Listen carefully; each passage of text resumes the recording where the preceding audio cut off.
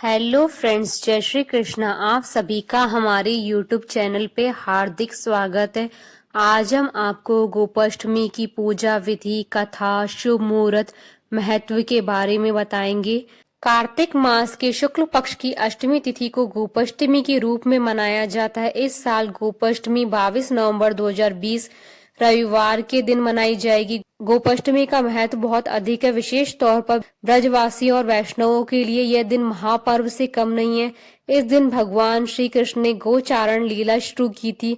सबसे पहली बार गोचारण के कारण ही इस दिन का नाम गोपाष्टमी पड़ा। पुराणों के मुताबिक कार्तिक शुक्ल अष्टमी का ही वो दिन था जब माँ यशोदा ने भगवान कृष्ण को गौ चराने के लिए जंगल भेजा था। गोपाष्टमी के दिन गौ, ग्वाल और कृष्ण को पूजने का महत्व है।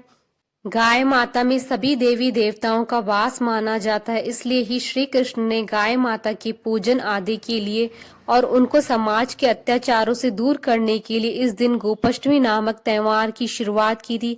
गाय को हिंदू धर्म में पूजनीय माना गया है।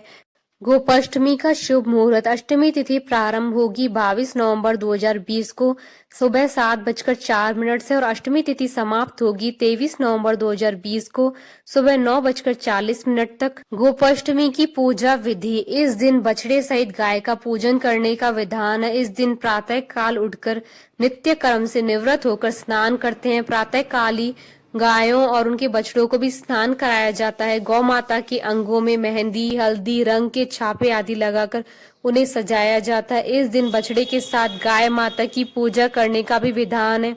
उसके बाद धूप, दीप, अक्षत, रोली, गुड़, हरी घास, वस्त्र और जल आदि से गाय का पूजन किया जाता है और कुंज बिहारी की आरती उतारी जाती है। गोपाष्टमी के दिन कई व्यक्ति ग्वालों को उपहार देकर उनका पूजन करते हैं। इसके बाद गायों को हरी घास, चारा आदि डालकर परिक्रमा करते हैं।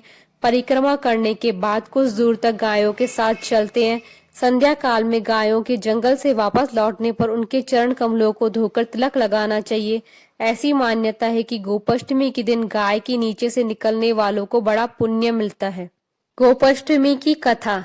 जब भगवान कृष्ण ने अपने जीवन के छठे वर्ष में कदम रखा तब वे अपनी मैया यशोदा से जिद करने लगे कि अब वे बड़े हो गए हैं और बछड़े को चराने के बजाय गैया चराना चाहते हैं। उनके हठ के आगे मैया को हार माननी पड़ी और मैया ने उन्हें अपने पिता नंद बाबा के पास उनकी आज्ञा लेने भेज दिया। भगवान कृष्ण ने नंद बाबा के सामने जिद रख दी कि अब वे गैया ही चराएंगे। नंद बाबा ने गैया चराने के लिए पंडित महाराज को मुहूर्त निकालने के लिए कह दिया।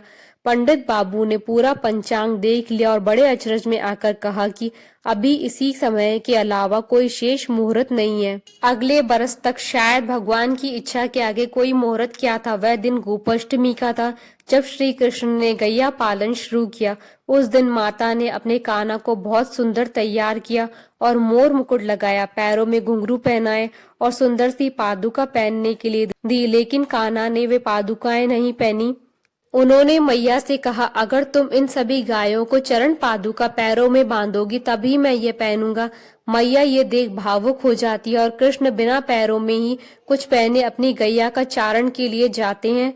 इस प्रकार कार्तिक शुक्ल पक्ष के दिन से ही गोपाष्टमी मनाई जाती है। भगवान कृष्ण के जीवन में गौ का महत्व बहुत अधिक था। गौ माता की सेवा के कारण ही इंद्र ने उनका नाम गोविंद रखा था। उन्होंने गाय के महत्व को भी सभी के सामने रखा। स्वयं भी भगवान ने गौ माता की सेवा की।